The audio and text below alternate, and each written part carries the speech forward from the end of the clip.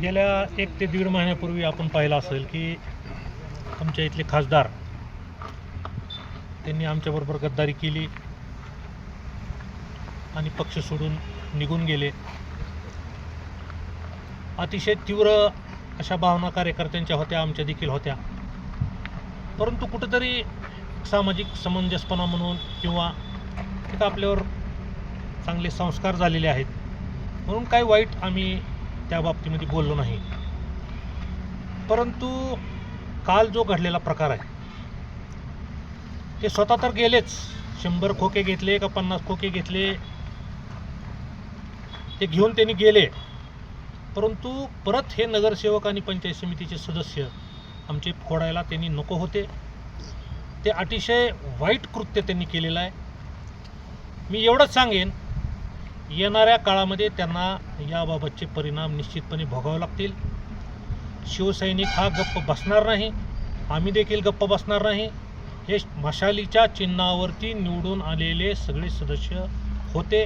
तुमच्यात जर दम होता तर तुम्ही या सगळ्या लोकांना राजीनामा द्यायला लावायचा होता आणि निवडणूक लढवून परत तुमच्या धनुष्यबाणाच्या चिन्हावर तुम्ही निवडणूक लढवून निवडून आणायला पाहिजे होतं।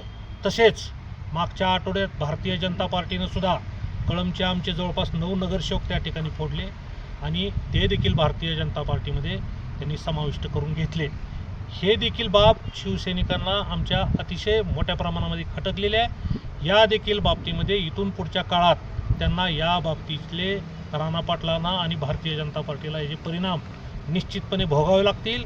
माझं राणा पाटील आणि ओमराजे निंबाळकर या दोघांना पण सांगणं आहे, या पुढील काळामध्ये जर तुम्ही शिवसैनिकाकडे वाकड्या नजरेनं जरी पाहायचा प्रयत्न केला तर त्याचे गंभीर परिणाम तुम्हाला येणाऱ्या काळामध्ये राजकीय परिणाम भोगावे लागतील।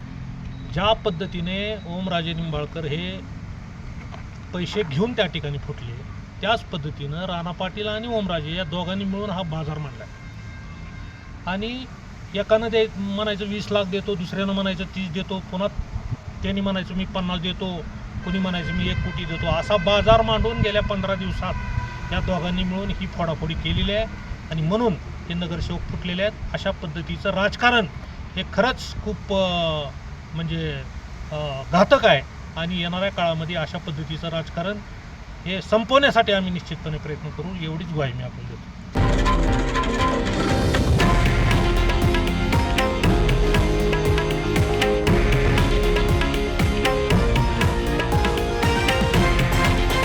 हे आहे देशातील नंबर 1 न्यूज नेटवर्क आणि आपण पाहत आहात TV9 मराठी, एकमेव।